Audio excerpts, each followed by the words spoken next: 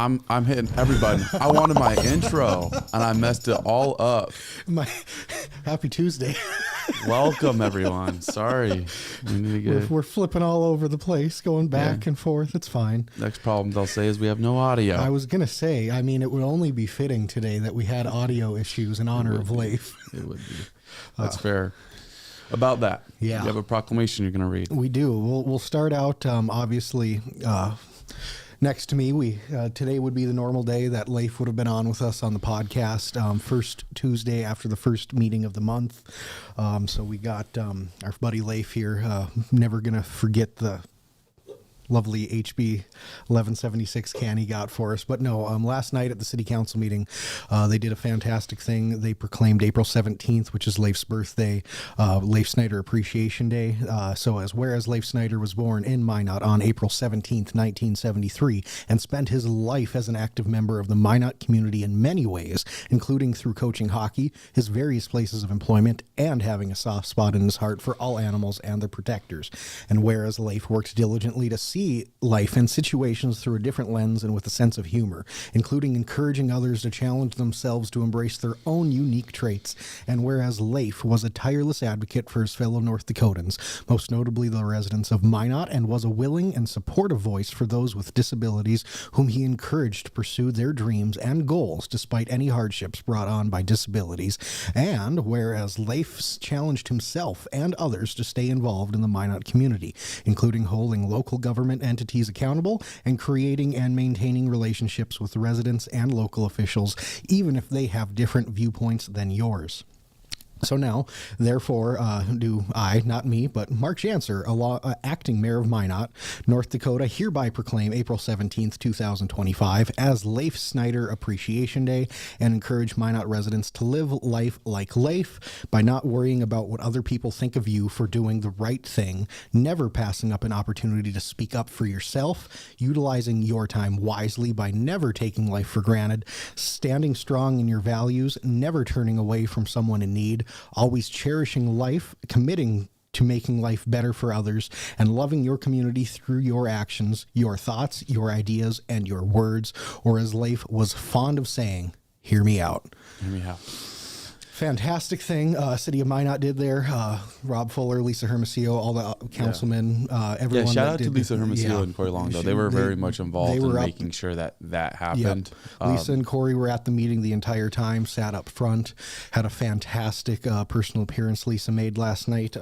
Maybe got my Leif shirt on in honor today. Maybe in honor of Leif, that's why the meeting went for so long. Exactly. It was a 3.5-hour marathon last night, and Leif would everything was talked about. It was. They dropped everything, and before we dive into it, Leif would so be in his element with everything going on the past week. He would be loving this. I wish we could have him here to talk with us, but we will do our best to live up to it. And where do you want to start? Everywhere. We'll do a little rundown. We're going to go through most of the meeting. There was a lot that went on. There's a couple big things over the weekend. We might touch on big protest here in Minot that happened. Great turnout for it. There was some legislative stuff that's passed this week at the state. Time change won't be happening. We're not going to be changing our daylight savings time. Jonathan was excited about that. Yes. The bell-to-bell student phone bans likely will be passing. Governor Armstrong. Which was surprising. Yeah. It had to go back, and then it ended up passing both houses. And so now Governor Armstrong will be signing that. One of the term limit bills in the House got shut down, so now it looks like it will only be the one that's on the ballot next fall now. So expect to see that. And last night started out interesting. Acting Mayor Janser had some good comments at the start. What's his name? I mean, I know his name. What's his What's title? his title right now? I know that was up for debate. Everyone called him something different. There was Mr. President, Acting Mayor, Interim Mayor. Yeah. Mark. Mr. Janser. They went across the line. I don't know. We'll have to ask him too. I'm not sure what the right term is at this point. But we're going to be sitting down and having a conversation with him, so we'll have that opportunity too. Mm-hmm. So that'll be good. Make sure to keep an eye out for that. Also, yesterday, Jonathan dropped a fantastic interview with David Lakefield, City Finance Director. It's a little over a half hour long. If you haven't had a chance to check it out yet, make sure you do. They go over some great details with budget and property taxes. That guy's awesome. Oh, he is a genius. I love him. He is amazing. Yeah. Dave, shout out to you. I could not do what you do. Right. Yeah. No, I like him. Thankful for him. Thankful for all the work that he does. Mm-hmm. He keeps Minot what it is. Mm-hmm. I don't know. There's so much you could say about him, but yeah. Love David Lakefield. Yeah. Great conversation you guys had. So jumping into the meeting, acting mayor, City Council President Mark Janser at the start after the proclamations, which also not just Leif, they shouted out Bishop Ryan for winning, and also a military children appreciation thing as well. Mm-hmm. Some great proclamations that took place, and Mayor Janser made some great comments. He was talking about the city settling down, getting some peace of mind. Minot's resilience, it always comes through. And then he finished off by saying he would regardless, he would serve as long as desired by the city council or citizens. And interesting move. We won't go too far down that road, but we might comment on it later. But that was he made some great comments. Make sure you check him out. Following that, they got into an interesting discussion on the merit of, this has been brought up before, talking about supporting local businesses for contract bids versus taking the cheapest one that may or may not be from out of state. Although there was a really good distinction that was made today, or yesterday, and that was that the conversation prior centered around goods, and this one is more centered around services. And so that was a really good distinction that was made. Basically, if you're going to buy toilet paper and local doesn't have it, go buy it somewhere else. Yep. Now this conversation is centered around contracts and services. So if you're going to pave the road, maybe you do look at a local option because it is closer. And I really liked specifically what Alderman Scott Samuelson said about, we don't even have to go with the higher bid. But if there's a local contractor that's within, say, 5% of the best price, then we go and say, hey, you're within 5%. Do you want to match it? Something like that. Yeah, where you give them an option to, you can go back as a secondary thing and say, hey, we have someone that has come in lower than you. However, because you're local and you're very close, we would love to have you at least have the opportunity to either match or maybe come down a little more. Yeah, I think that is so fantastic of an idea. I think it would, I mean, people talk about that we're going to be going into difficult economic times. I don't know. Obviously we hope that doesn't happen, but we're not economics. Not at all. I can't economists. There we go. I can't even say the word. I think that finding ways to support local businesses would be a good thing. And to be clear, not every single person at the dais wants to support local businesses. I firmly believe that. I firmly believe that they all have Minot's best interest in mind. That's not really the center of the conversation. That's where it turns to. The center of the conversation is, what's the best use of Minot's money? Yep.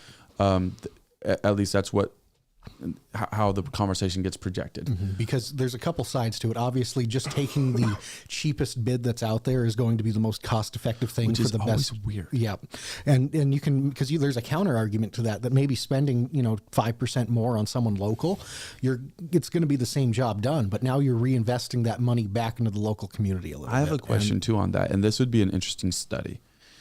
And that is, when we're using the lowest bid, how often do they ask for increases? That's that would be something interesting to look into. And I've talked with people that have bid projects differently, where they don't go by the lowest bid. They're brought into the project differently. I can't explain it all off the top of my head, but it's a completely different process. And he's like, at the bidding process, we're higher, but when you get to the end of the deal, we're we're the same amount. Basically, this is how their bidding process works is we're not going to commit to you what the project is going to cost, but we will commit to you our fee. That's okay. So what that means is this is, let's simplify it to our everyday life. You want me to buy groceries for you? Okay, great. I'll buy groceries for you. My fee is $5. I'm not going to commit to you how much steak is going to cost though, because we're going to find out what that is at the grocery store. So it's, they're pretty much here, like in this example, here's the credit card.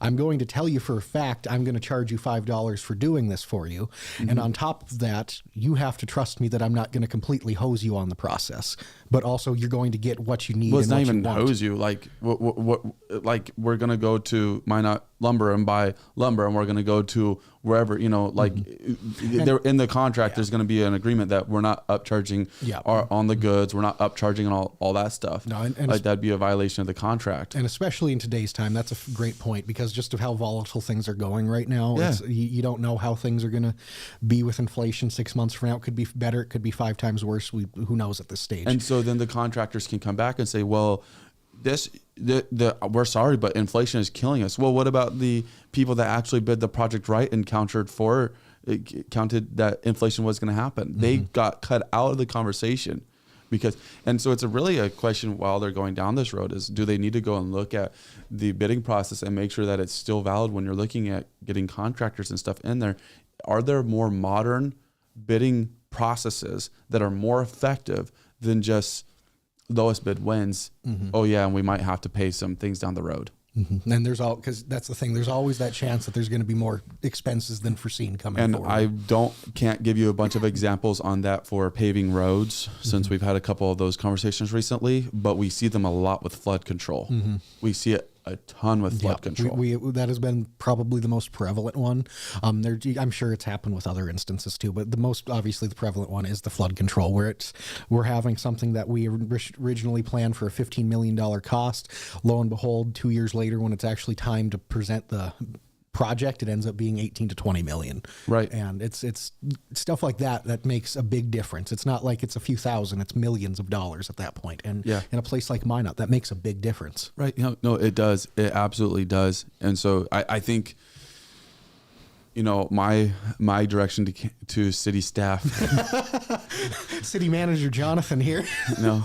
You don't have to be city manager to say that. Anybody on that dais says it, and we're not saying that Jonathan is running, okay? Because that's what Kyler was about to say. I'm just being honoring. You took my thunder.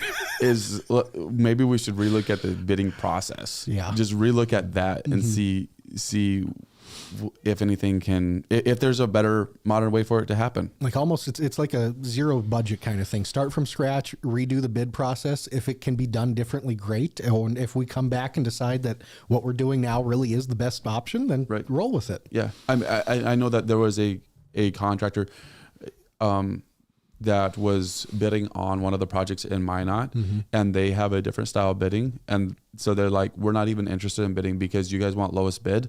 And that's such an ineffective way of bidding. And this is a firm that does major projects throughout North Dakota. Beyond North Dakota.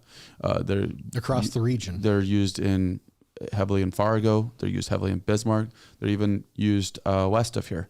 But in Minot, they will not be able to successfully bid on projects and I think they've done some, but some of the larger projects because they want lowest bid. It's like, it doesn't make sense because I cannot promise you that a 2x4 is going to be the same price 1 year into the project. Exactly. There is so much room for adjustments in that case. Right. And one thing that you could end up maybe doing too is, like we were talking, it's not a blank check, but it's a understanding that expenses could be raised. Instead of that, you almost bid for a price range kind of thing. Right. What they tell you is they give you a top price. Yeah. I believe the way that they do it is they give you a top price. Like, we'll promise you our fee is not going to be more than this.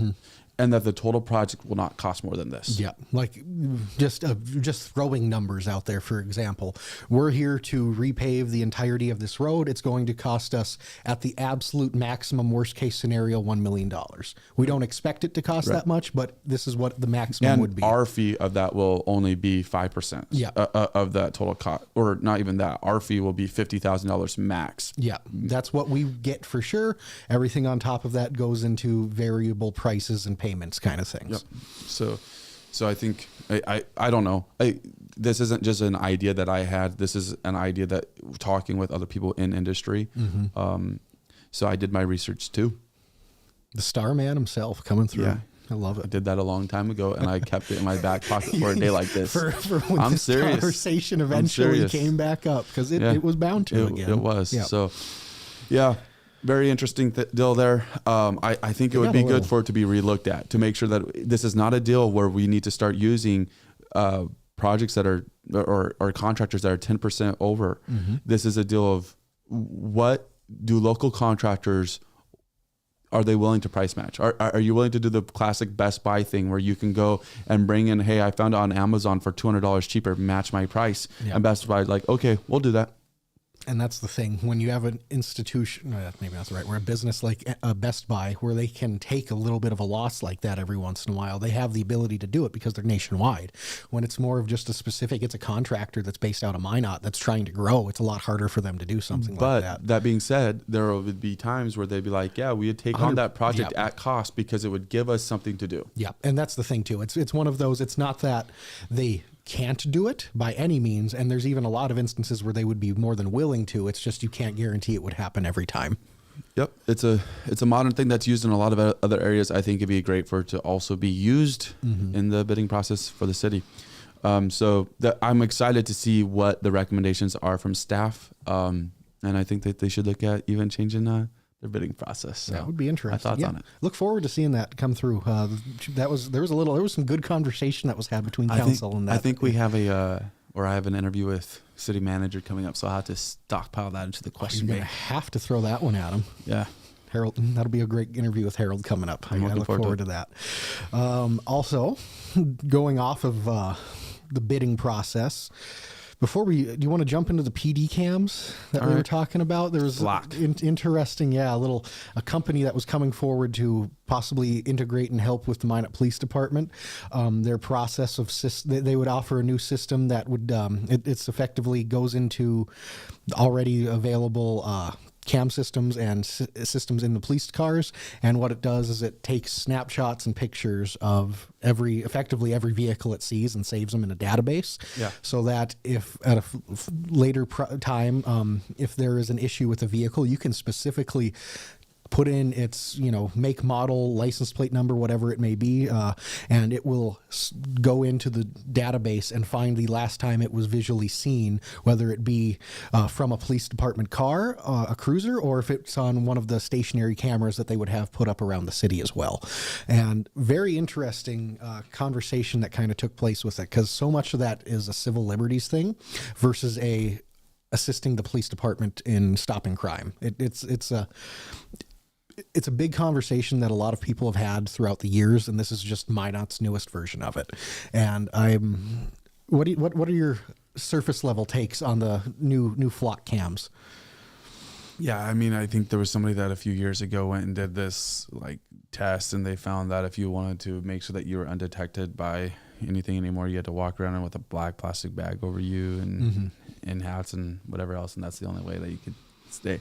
I think it's difficult to stay incognito anymore, for sure. Yeah, Alderwoman Olson made a great point with that too last night when she was talking, because she mentions every time you go into a store like Home Depot, they have you on the cameras, they see what you're doing, and they can end up relating that data to your phone and sending you ads for things later on. It's just so cool. It's incredible. With your credit card purchases, they can track what your spending is indirectly and what you're looking and buying.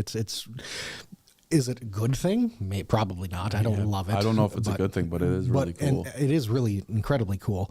And, there's so much debate on that whole situation, because to get away from it, we would have to revert back 30 years. And it's such a difficult thing because it is so ingrained in modern society now. But basically the conversation comes down to the fact that the city's doing it. Is that right? yeah, and it's going through the city and the police department. That's the biggest. But to be clear, and this is a very important point that needs made, is there is no facial recognition with this software. This is not tracking individuals. Yet. It's tracking vehicles. Yeah. Hey, just let the point be the point, and then you can add your commentary. You are completely right. And it's also an encrypted system. There are multiple safeguards in place where you have to have not just a reason for why you're looking up a vehicle or VIN number, whatever it might be, but if you want, you would also have to have a supervisor's approval to do so. So in theory, there's a lot of safeguards that they do have for it. It's just, it really strikes me as there could be opening of a Pandora's box associated with it. Yeah, Mercy says, I don't think people realize how closely they're already tracked on social media platforms, and even with the phones we carry everywhere. No, Yeah. absolutely. We're tracked. Every bit of what we do is tracked, and the data is sold. I think the really interesting part, though, to me about this whole deal is like, how much do you trust Flock? Yeah. Because there's all these like, what's the policy of how the police department's going to use this software? What can happen to the data? It automatically deletes after 30 days by default. You can change that. There's what, But it was sold as it just deletes after 30 days. No, that just as a default setting. It depends on what your policy says. Flock still gets the data. What is Flock doing with the data? That was a huge question to me that stood out. Who's Flock selling the data to? Potentially, right. Yeah, I'm not saying they are, but I'm just saying that is one of the biggest things with data collection is being able to sell it and make money off because of it. they had a lot of stats on things that had happened. Yeah. So you're saying that they only got that from user feedback? Potentially that's all how they got all their information. Perhaps, though, they also track the data that's being collected. And is there something bigger that could happen there? I mean, I don't disagree that this is probably a violation of some type of rights. It is definitely, I'm not concerned about how it's being used right now, honestly. And that's why you said yet in the statement. I'm not concerned about how it's being used right now. I'm concerned about what this is just a pathway. Yeah. This is the first step down a pathway. It's opening the door. And right. It's a door that's going to be barged through eventually regardless, but we still have the bar in front of it to hold it back. And at this point, you'd be taking that bar off to allow the door to be opened at that stage. And it's there is a flip side. This would be likely monumentally helpful to the Minot Police Department in tracking crime and finding individuals. Right. Could it be misused? Potentially, definitely. They have safeguards, so in theory it wouldn't, but people are people and they always find ways around things. And maybe the other question is, would it be used? Or on that side too. What if no one wants to even touch it, and now we use it twice a year? Yeah, is it even worth it at that point too? Yeah. And I don't know. I don't love it, but I understand why it would be a meritable system. I understand why it's a good discussion point. Yes, 100%. And so what council ended up doing is they tabled it so they could have city staff and MPD come up with a policy that they could put into place for it. So, which is an interesting deal. Shout out to Theater and Stream Film Podcasts. Thanks for commenting. Go check them out. Interesting deal though. So with it being tabled, now everything, like right now, city council, and I want to talk about this for a moment. There was when I walked in there, really neat. The Bishop Ryan basketball team was honored, and there was the school. The kids from the base were honored, military Air Force kids. It's a month to honor them as well. And those were wonderful things. And then obviously there's the proclamation for Leif. But it was an interesting, in my opinion, from my feelings, it was an interesting feeling at City Council on Tuesday. I couldn't make it last night, but there was definitely an air of, just rewatching the video last night and this morning a little, there was an air of maybe uncertainty or tension. Let's go with uncertainty. Yeah, okay. Let's go with uncertainty. We'll be nice. Okay. There was definitely an uncertainty. And I think you did a great job in kind of giving a synopsis of what it was too. Yeah. I don't know if I'm going to go down that route, but I will say this. I think it's really important that and this is those that are opposed will take it as me advocating for it, and that's a separate discussion. But in general, this is why it's really important that we get a mayor in place ASAP. Mm-hmm. Because I feel like right now it feels like we have a city that has no leader. Yeah.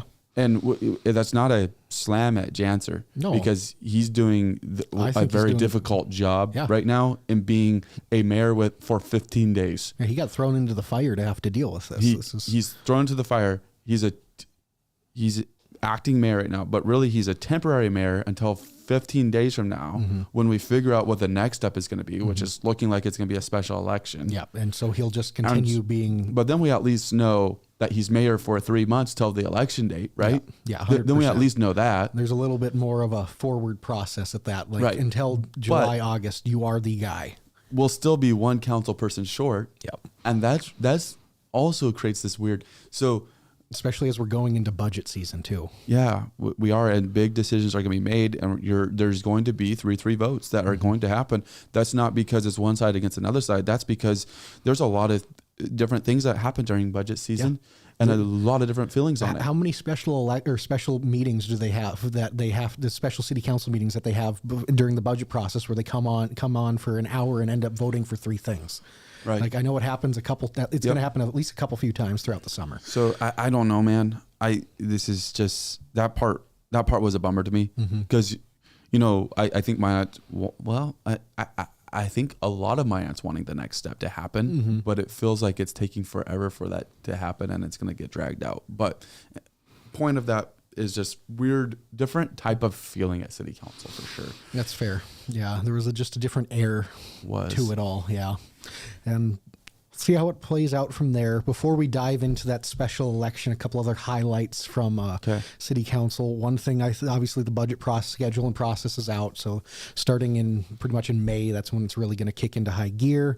After that, there was one thing I found interesting. They announced the final bill for the investigations that Minot has had. Did they announce the bill or just the amount that they needed appropriated? Yeah, you're right. Because they announced the amount that was appropriated for it, which was $150,000 over... Since September?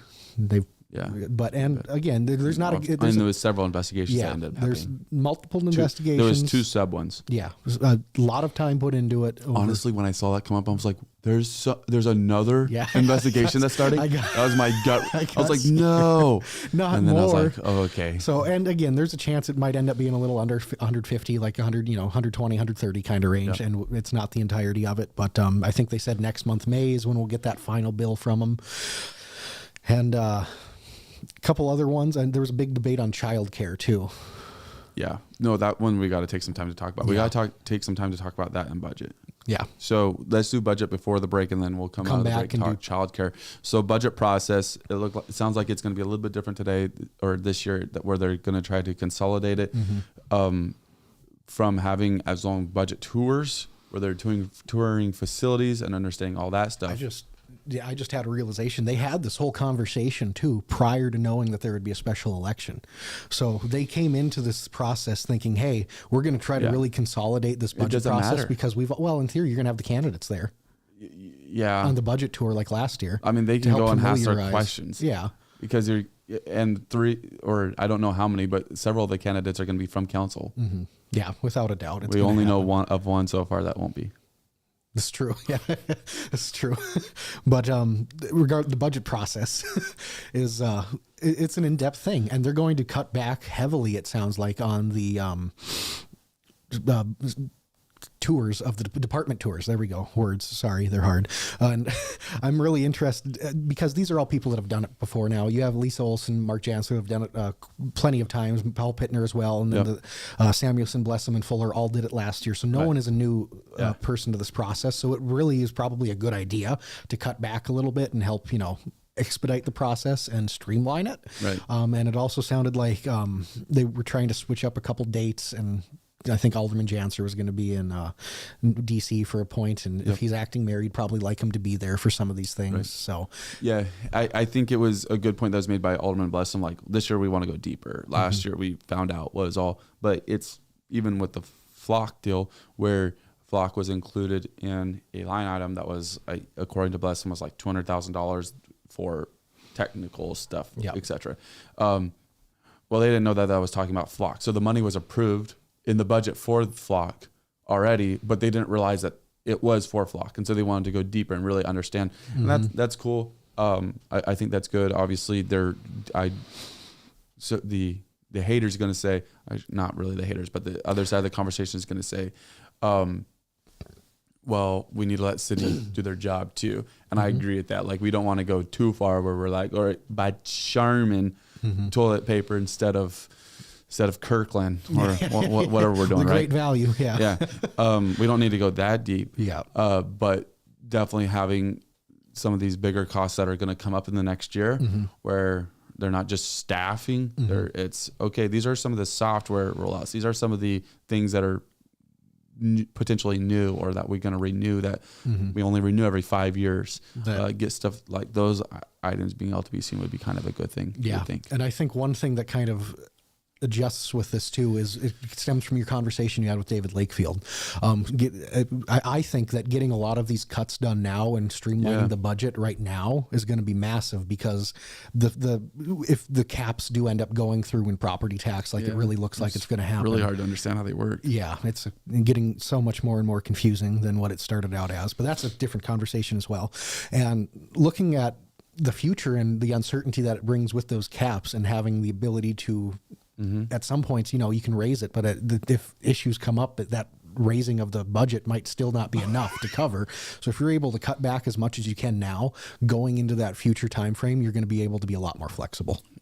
Mercia has been identified. It's actually Miranda Schuler. Miranda. Special election is the wrong option, in my opinion. I wonder if there could be a petition to not have the special election, and that is something that I was thinking about too. I would be so down for this.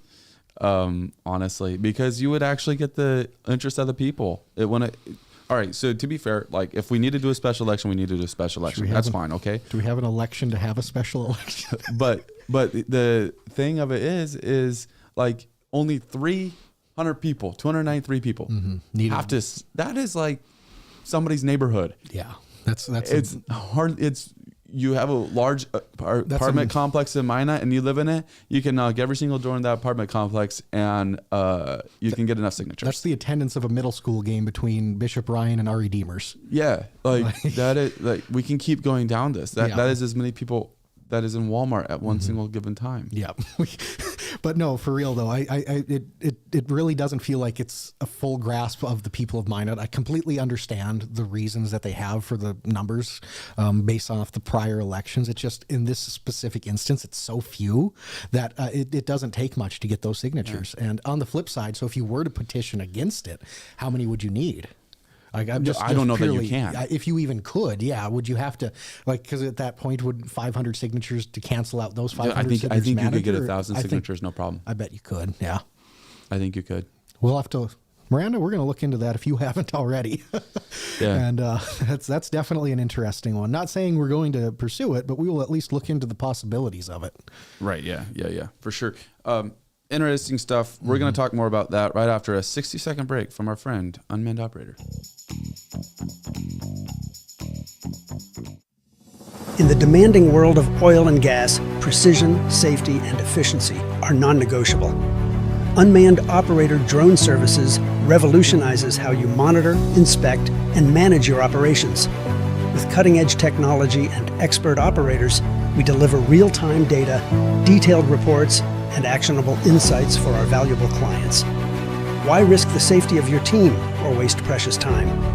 Our drones access even the most challenging areas with ease, reducing downtime and enhancing safety across your sites. We take the guesswork out of your projects by offering LiDAR, mapping, and inspection services so that your projects stay safe, on budget, and on time. Unmanned Operator Drone Services, where technology meets safety, precision, and efficiency. Contact us today to elevate your operations. Yes, pun intended. Well, sorry about that. I've been hitting the wrong button all day. Just wait. You're going to be out of town. I'm going to be the one piloting the ship. No right button will be pressed over the next week. It'll be a blast.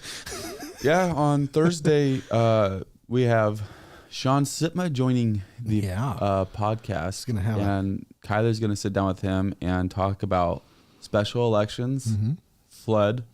Obviously, it's going to be a good podcast. Make sure you check it out. I'm very ready. Timely. I'm ready for it, Sean. I hope you are. It's going to be a blast. He is. I talked with him yesterday in the council chambers. Oh, he was there. Good conversation there with him. Good. I look forward. Sounds to good. Miranda, let us, for sure. We will write an article on that, Miranda. She said I'll start the petition today and post it. I'm ready to start taking signatures. All right. So that would be interesting to see if they can, ultimately, here's the deal. This is, I'll give my personal opinion on it, but I'll give a second part of it too. Mm-hmm. First off, my personal opinion is this. The best option with the time is no special election. Let council appoint a mayor. If the people feel like they don't have a voice with that, and you can go and make the argument, well, the people elected everybody there. You can make the argument that was mentioned in the article that we released on Sunday of less people voted for Ross than they did for any of the city council persons sitting up there. Yeah. Which is an incredible statistic as well. Yeah, he got more votes on his city council bid than he did on his mayoral bid. And part of that is because there's 3 good candidates probably. Yeah. But just there were more people that voted for the city council. The biggest deal. Yeah, that's the because point. it was in the election years that it happened. Yeah. So you can go and listen to all those arguments. But if the people really feel like they need a voice, then go and start a petition of the person on council that you want council to appoint. If you want Alderwoman Lisa Olson to be mayor, start a petition. Get 300 people to say, you know what? Fine. Appoint somebody, but appoint her. Mm-hmm. If you want Mark Janser to continue, then start a petition and say, this is who we want. All of a sudden, now we're going to have 6 petitions for everyone. and the highest one wins. And so be it, because we had a mini election and it took 15 days and we're able to move on.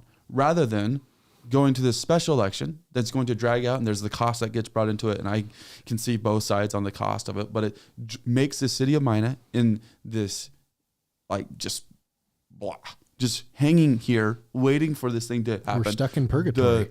The cloud of whatever just stays above our head until at the earliest July 20th or 21st. And also, you know what's going on right during that time? State fair. You think you think there's going to be an election during the state fair? You know what a mess that'd be? I'm sure that some people would hope there was, because there's going to be less people turn out for the voting. Yeah, I mean, that's true.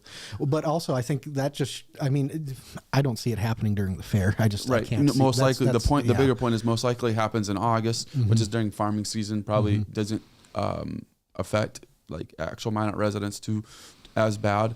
But okay, so we have. In August, we stay in limbo till then. The person this part of the argument has been documented so much where they're only there for 11 months, all that stuff. Okay, great. Yeah.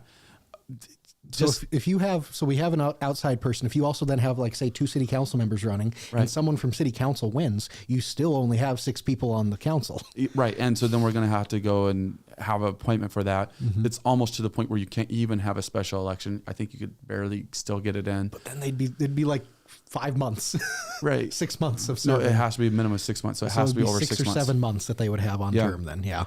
So it makes most sense. If it was a year ago, I would be way more on board. We would have been leading that petition. Yeah, I've been way more on board with it. But just with the timing of it, it makes most sense just to appoint somebody. Let's get this new direction, or let's get a turn of direction, and then let the election that the people of Minot can vote in next year to determine the mayor of Minot. Let's let that. And just as a reminder, the people of Minot voted in the former mayor. Yep. And the mayor before that, and every single council person. The people's voice in Minot has not been reduced by the people that are on council. Yeah. It has been the choice of the people. Like even in 1984, the last time we had a mayor resign was Thomas Lee. What ended up happening is he resigned in January, but he didn't resign effective immediately. He resigned effective April, whatever, because back then the city elections were in April. So he said he was going to serve out through the city elections, which they ended up, because it was enough time, they just placed the mayor on the ballot at that stage. And lo and behold, you only had one person announce their candidacy. So gotcha. It didn't end up being much of an election, but people still had their voice, and they could have, someone could have mounted a write-in campaign at that stage, and it just, So that's my personal feeling on that. Now, if there was such an outcry in Minot where we legitimately had a ton of people, which would turn into a majority of people that wanted a special election, then that's what the people want, and that's fine. Like I have no problem with the idea of having a special election, and I understand where people are coming from with it. I just feel like honestly, what I feel like is that it's such an attainable number that people are like, hey, let's go do it, because it feels like you're making a difference. And I just don't feel like the difference that's being made is, I feel like it's more harmful than positively impacting the city. Yeah. And I agree with that, pretty much everything you said there. And I just want to add a little caveat to it. If you've paid attention to the show since I came on over the last year, you understand I love elections. He loves debates. I love debates. I love doing polls. I love numbers. I love going and looking into election.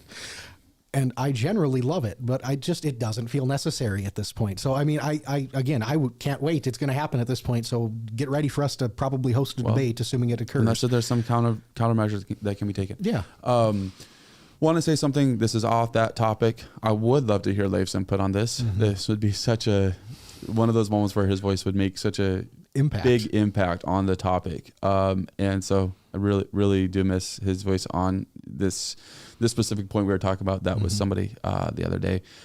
We have said that we're going to be doing a tribute video for Leif. We did move that to the April 17th on his birthday for that special episode, or it's not a special episode, it's a Thursday, I believe, so it'll be our regular episode, but we will have that on that Thursday. Thursday, April 17th, it will be Leif's birthday. It will be Leif Snyder Appreciation Day. Gosh, I almost did it. My gosh. And then on top of that, we will have our little tribute video for Leif as well. So make sure you check us out about 2 weeks from now. This is a really good point next week, Miranda just made on the topic. The other thing to consider is most mayoral candidates announced January, February. I believe that is when the best quality candidates will be presented. A command takes tremendous time, resources, and money. All right, so this is a great point. All this. Yeah. And this is, so the money part, we were talking, like, if each person threw $5,000 to $10,000 in, which I should have actually researched and looked up what the past ones cost, but say that this $20,000 election actually turns into $30,000, $40,000, $50,000 election when you consider that part of it. Okay. The other thing is the quality of candidates. You're really going to only have, there's a person that we'll talk about in a minute that announced at City Council. But beyond that, you're not going to have, it could be proven wrong, but most likely you're not going to have a ton of candidates that are going to throw their hat in the ring right now because of the turnaround. Not only that, you're saying, all right, fine, I'll volunteer and serve.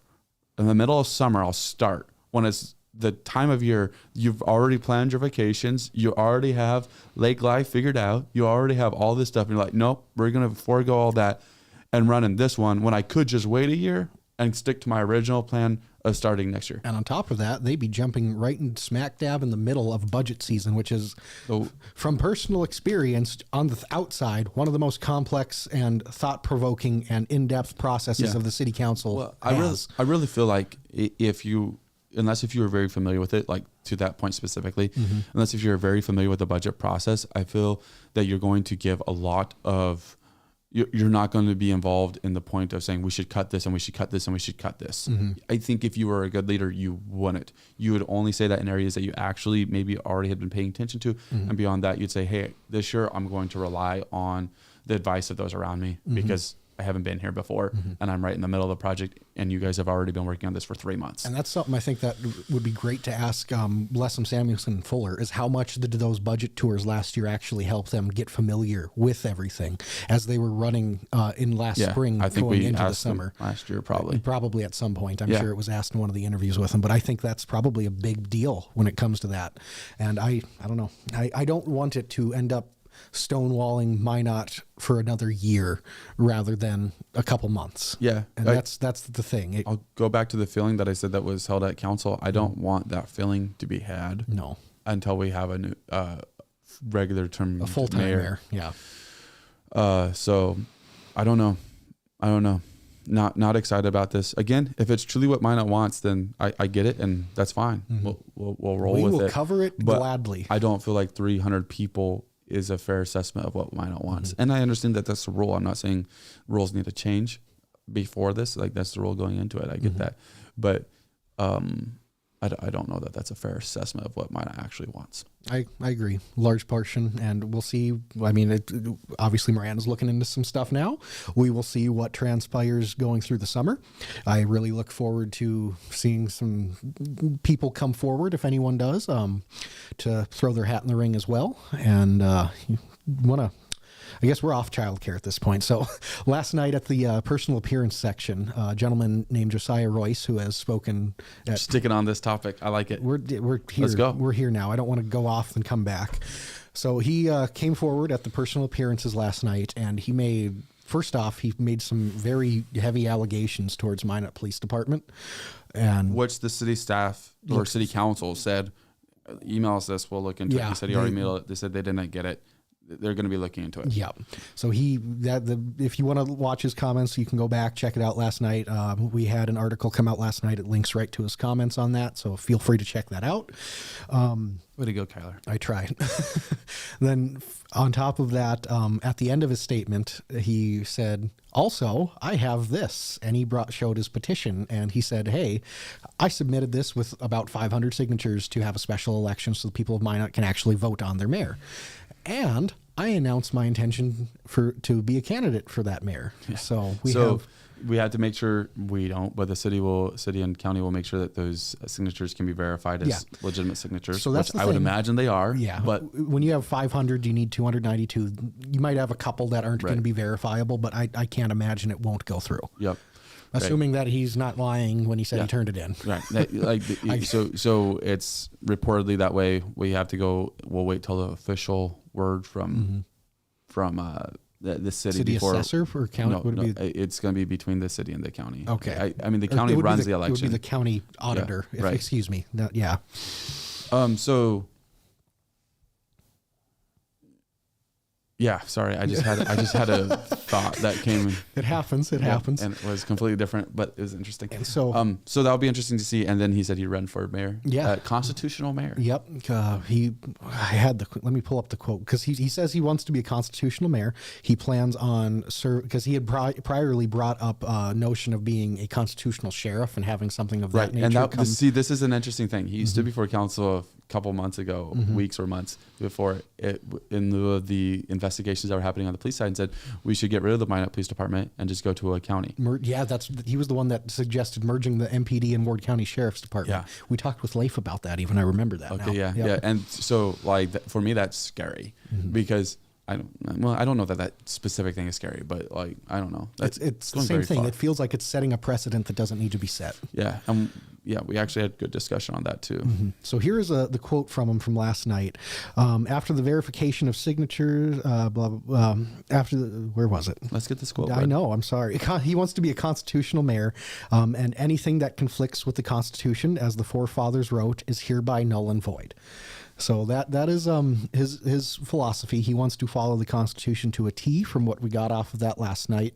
I don't know how that would handle with municipal government. Obviously, we'll likely, assuming he gets his signatures to run for mayor, we'll probably have an interview with him, assuming the special election still goes on.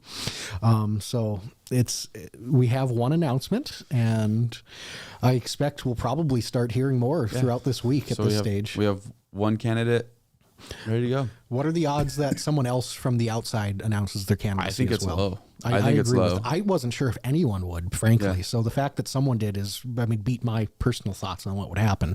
Right. My worst case scenario was, the special election happens and no one runs outside of Janser. No, that was not a worst case scenario. That was a best case scenario. I guess it would just add unnecessary wait times at that point. I mean, people would know before the election that he was the mayor, right? He's the mayor. It would just become an official stamp, right? And that would be one of the worst turnout things. Anyways, that's not happening. Yeah, it's not happening. So that is beside Blue the Rider point. says, constitutional sheriff. Blue Rider, you can add this to your bingo card whenever constitution or constitutional is referenced. Position, constitutional sheriff, mayor, just city constitution councilman. is referenced at a city council meeting. Yep, I like that. And so we have one. Do you think let's just go through? Oh, you want to go through potential candidates? I think that's something people would like to see us speculate on. Yeah. All right. So first off, what we are going to be releasing this week is an actual article, and we're going to create a table of potential candidates And we're going to have some that have said no. For instance, Miranda Schuler has said that she would not be running. So we'll have some of the ones that have said no, but that people may be thinking about. So it's something you can reference. We'll keep updates on them. And then, of course, we'll be doing interviews and all that with them as well. All right. So this is, I don't think we have, I think the only person that we have official word on is Josiah Royce. That's the only one that we've officially. This is us. So beyond this is speculation. This is pure speculation, reckless speculation, if you will. This is us appeasing a side of our voice, of our minds, that wants to explore possibilities, alternate scenarios, and, give you guys something great to listen to. These are the three names from council that I think will run for mayor. I think they will. Janser. Okay. Yeah. Fuller. Some would say, okay, yeah. And Olson. Yeah. But no, did you think Olson would? I think Olson's the one that is a little more up in the air with it all. And so I guess that means you're ruling out Blessum, Pittner, and Samuelson as I don't think Blessum options. will. I'm very confident Samuelson will not. And I am very confident that Pittner will not. Fair. So that, assuming that that's all holds true, those three will continue to hold their city council seats. Samuelson, Blessum elected last year. They'll be there for another 3 years. Pittner's city council seat expires next year. So interesting thing. I want to add one bit of commentary. Yeah. Which you're about to jump into commentary. I don't know what you were going to say, but I want to add this. What are you going to say? If there was no special election, I don't think Janser runs, and I'm unsure if Olson runs. Are we saying next year? Yeah, I'm saying that if there was no special election. Okay. Yeah, when there's the race in 2026. That's how I feel. So I don't know. Yeah, because last week at the special election, I had a chance to talk to Alderman Janser afterwards, and he said he hadn't even thought or considered if he would run for re-election for his city council seat next year, let alone the mayoral seat, if he were to even be appointed at that stage. I mean, he had to have thought about it. I'm sure it's gone through his mind, but I fully believe that he hasn't come anywhere close to a decision at this point. Yeah. And it sounded like he wouldn't until after the holiday season, so that's 8 months from now kind of thing. And that was that's indirect, but still, that was what it sounded like and appeared to me. So I just, it's interesting to see how it's going to play out. I'm not 100% sure who all jumps in. I would really, though, assume that it's probably going to all start coming out this week. Yeah. So I think Janser, Olson, and Fuller are all three probably very likely options. Also, if say two of them run, do you think a third is less likely to or more likely to? And does it matter in order of who announces their candidacy too? You're getting so very deep into this. I don't know that it does. In the long run? Right.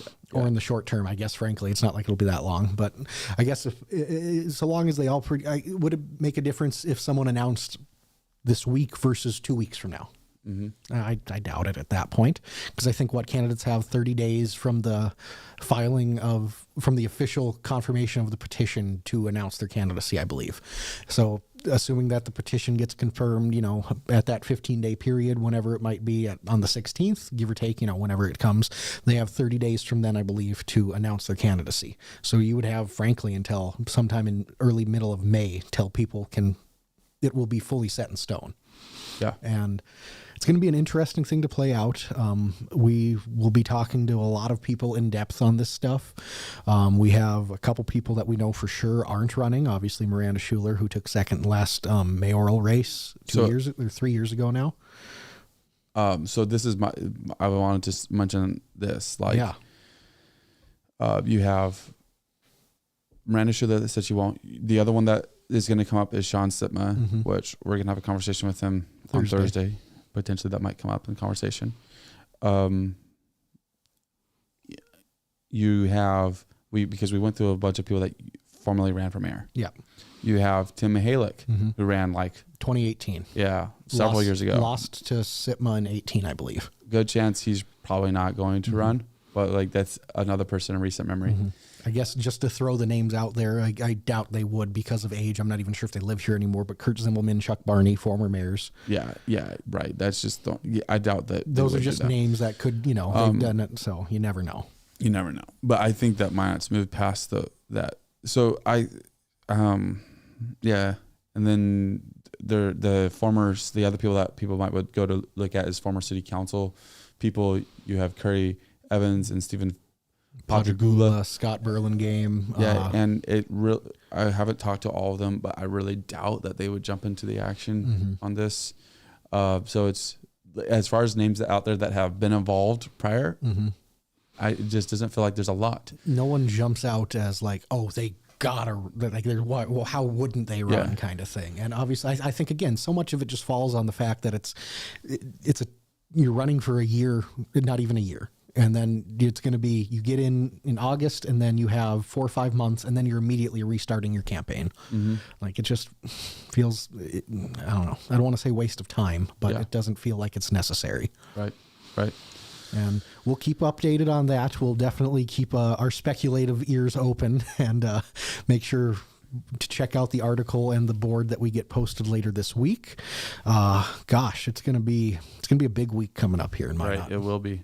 It will be for sure. Last week obviously was it's going to be a big week till the 15 days is over. Yeah, exactly. So much can happen. And I don't think that something's going to happen on the 15th day, by the way. I think that's going to happen at the city council that follows it. So it'll be more like 18, 19, 20 days, somewhere in there. Yeah, be 2 weeks from yesterday. Yep. Yeah. So, but yeah, very interesting. It is. It's going to be some fun stuff to follow. Gosh, do you want to? Yeah, we touched on the potential people. I think we've hammered that well at this stage. I think so. Anything you want to go run down before we? Well, we need to talk childcare. Of course, yes. I skipped over it. Childcare, big conversation that happened at the meeting last night. Yeah, it was. It went around the board pretty well. So much of it was, there's big issue in Minot from satisfaction survey is childcare costs and lack of childcare. Right. And so a big conversation that came up was, is there a way we can provide some tax incentives for people that want to start a childcare business? And I know that obviously Alderwoman Lisa Olson has been a massive proponent on this. She is part of the childcare committee. She has done a lot of work on this over the years. Also former Alderman Scott Burlingame. And so it's something that has had a lot of work put into it. And it's one of the big arguments was, is it worth giving some tax breaks and tax incentives to people that want to start a childcare facility in Minot? And you had... I mean, eventually, spoiler alert, it got voted down 2-4, and it's one of those deals that it feels like there's, I don't know. I would never want to subsidize any kind of thing like that. I don't think giving anyone funds is necessary. However, you love subsidizing. I know, right?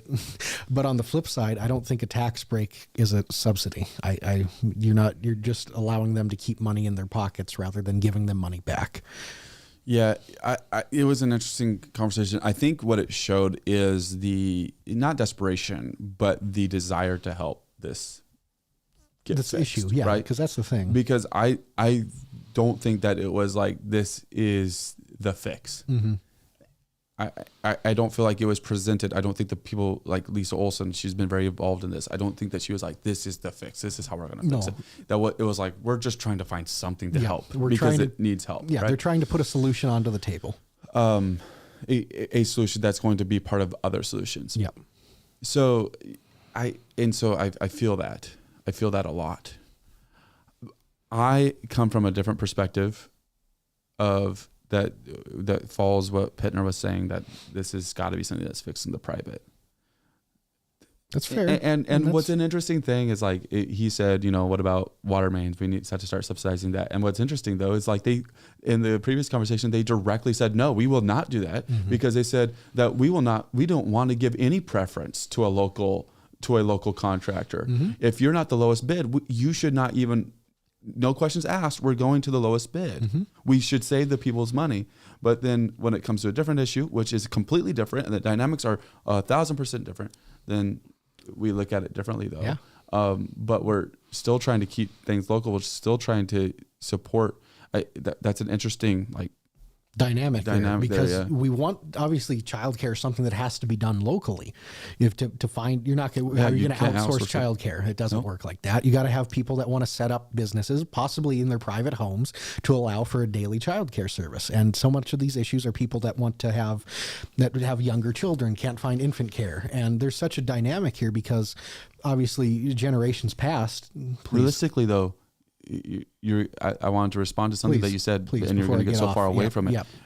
You can't outsource plumbing either. Exactly, 100%. You can't, because that may work on the big projects, but when somebody's home when needs your toilet's backed up and you can't unclog it, you need a local person. So like it doesn't matter what the industry is. We need local businesses. Yeah, that's the thing. That's just in general. That is how Minot thrives as a city, and how Minot's economy thrives and continues to grow, is having those local people that are able to provide those services across the board. And so onto the childcare aspect, you just gotta be careful with how it ends up playing into the long-term aspects of things, because you don't want to end up giving people money to just keep being a provider for childcare, because lo and behold, that doesn't necessarily drive costs down.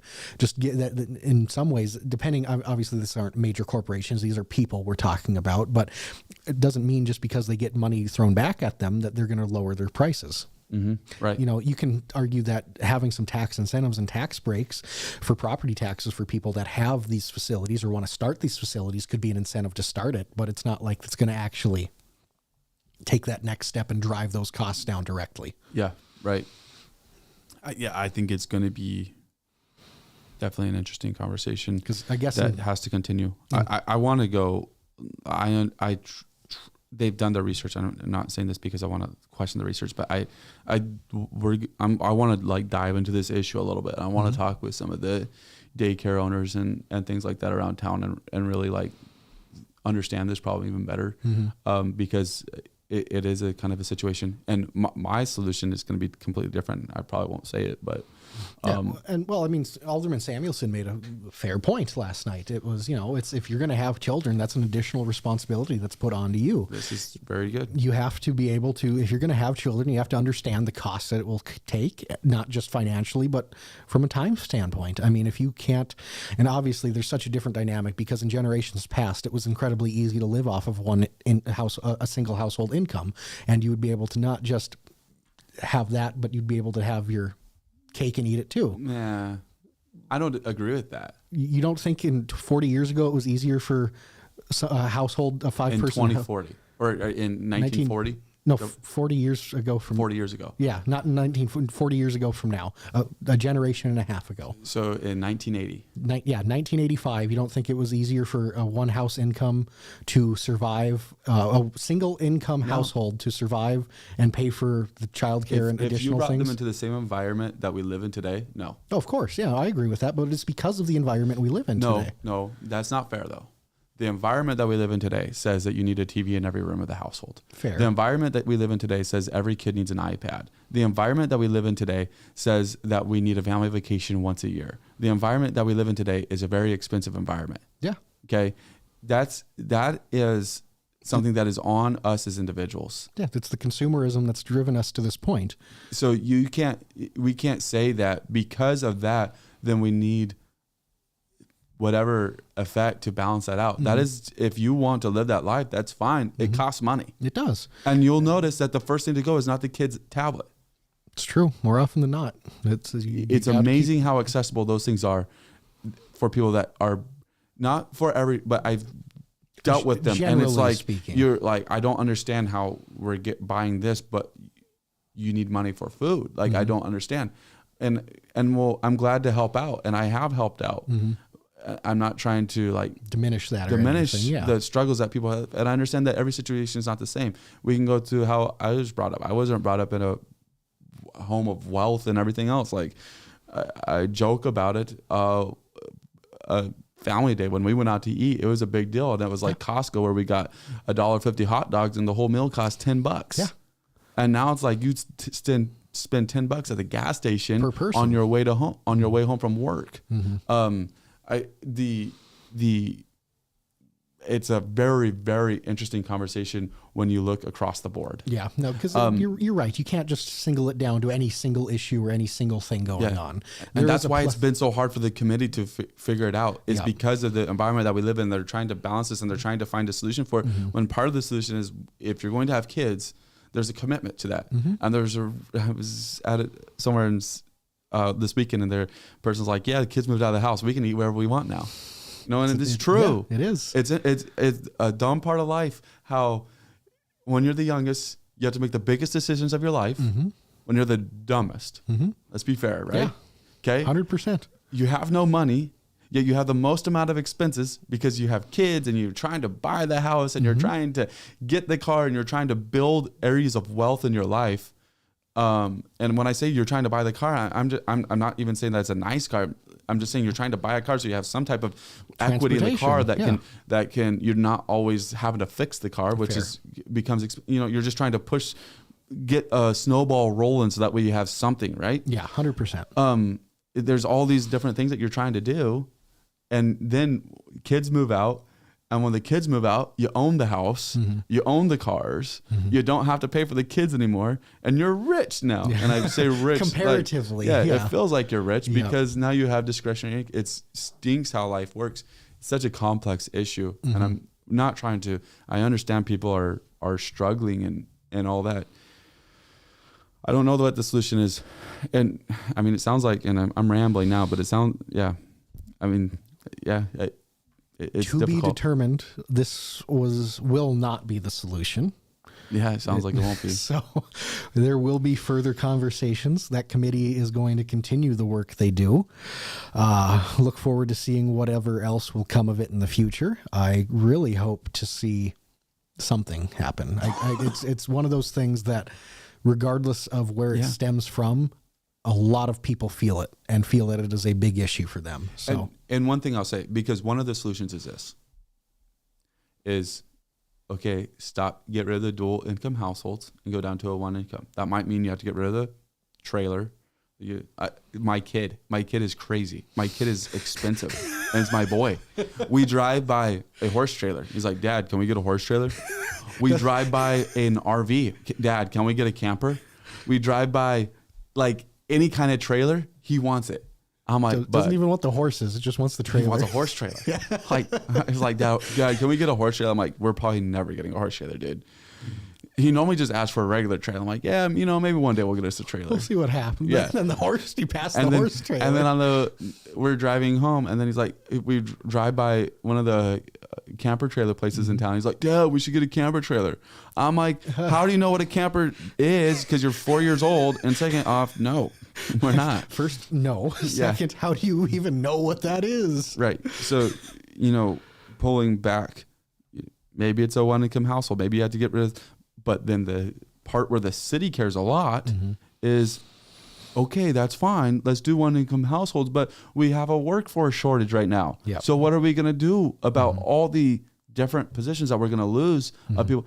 It's a really difficult problem. It's not just the cost of daycare that is being looked at. Because that compounds things then. Because say, in a perfect world, you are able to just cut that second income and live off the single one and have the second parent stay home full time. Yeah. Like you said, we're already experiencing a workforce shortage. All of a sudden, you take out how many people from the workforce at that stage? Go with perception. Perception says that ladies are typically nurses, right? And go with a traditional point of view, okay? So under those two deals, just for a simple analogy, okay? We're not saying it has to be this way. No, typically, not even remotely. If there's a one-income household, the lady stays home, right? Typically. Yeah. Okay. If you look at traditionally going back. Yeah, we're going, this is based off the tradition and stereotypes. So then you go and you look at the medical field where they need a ton of nurses already. The John Coach said that if they could hire 200 nurses or something like that, then they would do it right away.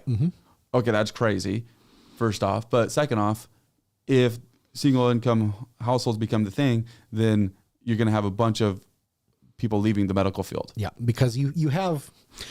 there's more reasons to Trinity obviously having a workforce shortage than just lack of people. Yeah, but that's a whole we're just going off of stereotypes, just we're for an just analogy. basing it off the top of it. And so that's the thing. Not only in that situation are you going to lose more possible people, but you're likely going to lose people that are actively in the fields. Yep. And then if you flip it, then the police are already down 15 to 17 officers. Say they lose another 4 or 5 from that.